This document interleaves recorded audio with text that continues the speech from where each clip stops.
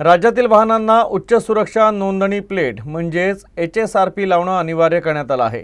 30 November ही अंतिम मुदत होती। मात्र मुदतीपर्यंत राज्यातील अर्ध्यापेक्षा अधिक वाहनचालकांनी ऑनलाईन नोंदणीसुद्धा केलेली नाही आहे आणि अमरावती जिल्हा देखील त्याला अपवाद नाही आहे। त्यामुळे शासनाने पुन्हा मुदतवाढ दिली असून आता 31 डिसेंबर 2025 पर्यंत वाहनांना नवीन नंबर प्लेट लावणं बंधनकारक करण्यात आलं आहे।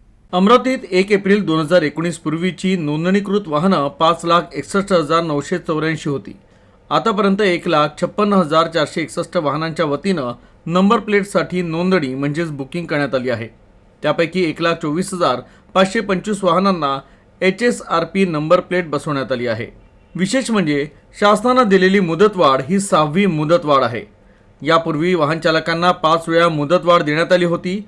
मात्र वाहनचालकांनी पाहिजे तेवढं गांभीर्य दाखवलं नसल्याचं नोंदणीवरून लक्षात येत आहे। आता 31 डिसेंबर 2025 पर्यंत वाहनांना नवीन नंबर प्लेट लावणं बंधनकारक करण्यात आलं आहे। आता तरी नागरिक गांभीर्यानं ही बाब घेतील का याकडे साऱ्यांचं लक्ष लागलं आहे।